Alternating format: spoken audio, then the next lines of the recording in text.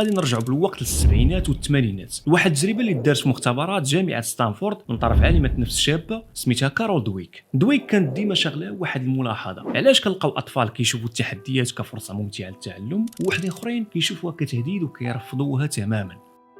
هذا السؤال البسيط كان هو نقطة البداية لسلسلة من التجارب الدقيقة اللي غادي تأكد لنا أن التفوق هو شيء مكتسب وفي المتناول ديال كل شيء وماشي كنزادوا به كما كنعتقدوا.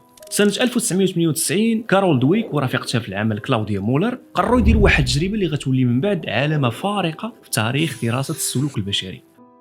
في هذه التجربه اللي غادي تدوز من 3 ديال المراحل، جابوا مجموعه كبيره ديال الدراري الصغار اكثر من 100 طفل تقريبا، وعطاوهم واحد السلسله ديال الالغاز اللي خاصهم يحلوها.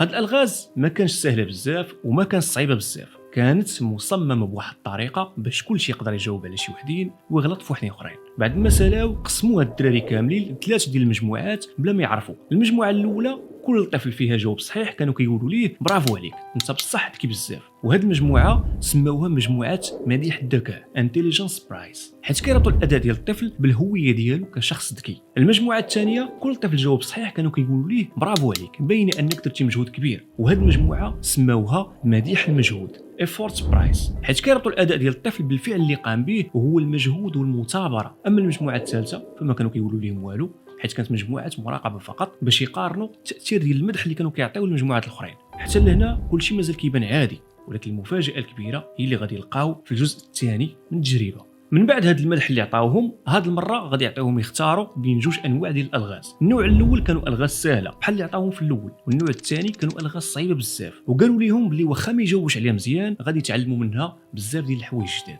والمثير للدهشه وهذا الشيء اللي غادي يوقع من بعد، المجموعه ديال الاطفال اللي كانوا كيقولوا لهم انتم اذكياء وانتم واعرين، اغلبهم وبشكل كبير اختاروا الالغاز السهله. علاش؟ وهنا المفارقه العجيبه، بكل بساطه حيت خافوا الا جربوا الالغاز الصعيبه وغلطوا فيهم غادي يفقدوا ديك الصوره ديال الطفل الذكي الواعر اللي تعطات ليهم.